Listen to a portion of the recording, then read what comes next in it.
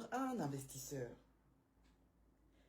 qui tape votre nom par curiosité sur Internet et qui tombe sur des scandales, il ne va pas juger, essayer de comprendre la genèse. Il juge ce qu'il voit. Vous êtes d'accord avec moi? C'est comme ça que j'ai perdu 2 contrats à cause d'Emmanuel Keïta. Emmanuel Keïta qui m'a écrit, une fille qui cherchait à se remettre sous le soleil contre vents et marées. C'est pas mal, c'est pas mauvais en soi. Mais une fille qui est trop prête à tout pour arriver là où elle va. Vous ne me protégez plus. Je prends ça comme une violence.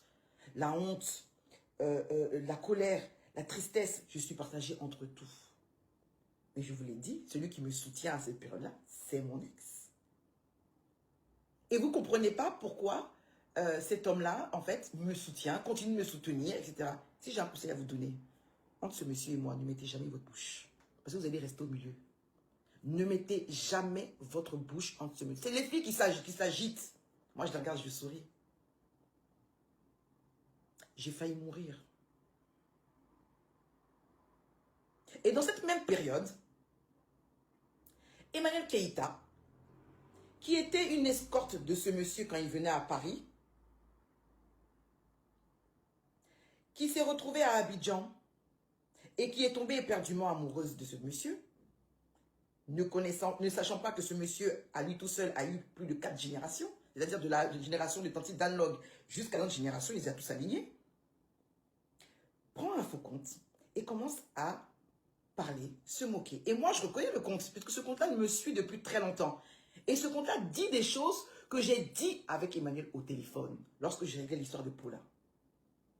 Je suis rentré en brousse, j'ai trouvé qui était derrière le téléphone. Mais à cette période-là, je lutte contre quelque chose de plus grand. Vous comprenez? Je lutte contre quelque chose de plus grand. J'ai vu des choses que je ne devais pas voir. Donc, on veut me faire taire. Donc, ils se sont glissés derrière, comme d'habitude, parce que quand une mère il fait l'ouverture, dans le monde spirituel, on dit « Ok ». Et ils ont commencé à m'agresser. Emmanuel, il y a un truc que je ne comprends pas. Le Djendjuya a des codes. Le Djendjuya, ça a des codes. Tu ne peux pas faire jalousie avec d'autres femmes sur un homme qui est déjà légalement marié. C'est pas possible, ma chérie. Tu penses que tu as à apprendre et tu te tais. Et comme moi, quand tu veux sortir, tu sors. Tu sors de la boucle. C'est ce que j'explique dans mon livre. Quel que soit ce que vous allez faire, vous n'aurez jamais le dessus sur moi. Jamais. Parce que je ne vous ai rien fait. C'est de la pure et simple jalousie, de la méchanceté gratuite. On dit qu'on ne soutient pas nos sœurs. Mais j'ai soutenu Emmanuel quand tout le monde la lynchait. Elle est partie se renseigner. Quand elle a su, c'est fini, je suis devenue sa rivale, tu es malade. Depuis quand on fait des rivalités sur un homme illégalement marié? Ton parcours de vie, la dépendance affective, tes problèmes font que peut-être que tu fais une erreur, tu rentres dans quelque chose. Mais à ta place, pense que tu vas apprendre. Mais tu vas aller agresser, chercher qui sort avec qui. Mais ça va pas ou quoi? Va directement devant sa femme. Et vous m'avez toutes fait chier à cause de cet homme. Et je lui ai dit, tu leur dis, à partir de maintenant, celle qui vient, qui veut... Kadi a essayé avec ça et moi. Elle a essayé. Kadi Touré, elle a essayé ça avec moi. On est parti, je suis parti à Boaké, soutenir le monsieur. Pour les élections à la mairie. Elle faisait sa représentation de son film ce jour-là. Elle m'avait se décomposer. Même bon, je peux me dire. L'élément me regarde. Moi, je suis une bandite d'avant. Pas de quoi là? Moi, je suis une petite bandite avant. J'ai compris le film, mais j'ai joué le jeu. J'ai dit, ah, très bon film. Je n'ai pas affaire à elle. Si vous avez un gibier qui est baladeur, qui se voyage, quand le gibier arrive dans votre village, prenez la viande et taisez-vous. Mais n'allez pas chercher dans quel village il est rentré. Mais pourquoi vous faites ça? Hein? C'est ce que vous avez fait. Et vous m'avez fait passer pour la folle, pour celle qui vient dénigrer. Alors que c'est ce que vous avez fait en bas que je suis venu dire publiquement. Parce que j'en avais marre. Jamais moi. Qu'est-ce que j'en ai à foutre de ce que vous allez dire? Moi, ce qui m'intéresse, c'est ce que le gars et moi, on se dit. C'est comme ça le Djendjuya. C'est les codes du Djendjuya. Mais j'ai l'impression que vous ne les connaissez pas trop. Toi, je vais te lever, Emmanuel, en bonne mythomane que tu es. Moi, je suis avec un diplomate. Le jour qu'elle a fait ça, il a envoyé la vidéo. C'est moi qui ai envoyé la vidéo, monsieur la garant. Elle est ressortie pour dire que, non, gars, un franc, 2 francs là. T'es éparpillé. Je regrette de t'avoir soutenu parce que moi, quand je soutiens quelqu'un, c'est parce que je me dis que la personne va travailler. Regarde Paula aujourd'hui. Paula est productrice. Elle est en train de faire son film. Toi, tu es actrice. Tu nous as servi entrepreneur. Tu nous as servi productrice. Tu nous as servi coproductrice. Tu es juste une animatrice qui... Tu prends encore un faux compte me disant que oui, j'ai agressé Marie-Paul Adjé à cause de ce même gars-là. Mais ça va pas la tête ou quoi? Vous êtes toutes pareilles en fait. Vous faites croire aux gens que oui, vous avez de l'argent et tout. Mais c'est le gars qui vous a fait. Moi, j'avais quoi et rien. C'est lui qui est venu me compléter. Vous n'avez pas le jour où vous aurez ce cran-là, hein, de venir assumer ce que vous faites dans le secret, j'aurai du respect pour vous.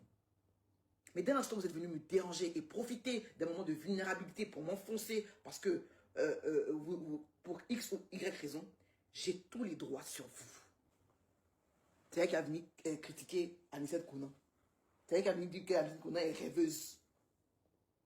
Elle laisse dans son combat, tu as venu la critiquer juste pour te mettre en avant. Toujours les mêmes choses. Mon banquier, mon... Hé! Ton doigt est dans ma bouche, Emmanuel. Quand moi je parle, tu te tais, tu parles pas. C'est ce qu'on t'a dit en privé. Tu parles pas. Tu laisses les adultes, les vraies personnes parler entre elles. Parce que toi, tu es encore un enfant. Parce que quand j'ai vu un extrait où tu veux rabaisser mes Mabio, alors que un mois avant, tu défendais la cause de la violence faite aux femmes. Oui, parce que tu te sers toujours des petites buzz pour pouvoir parler. Vous avez fait aujourd'hui que les gens se méfient de moi. Les gens me prennent pour une folle. Les gens me dénigrent.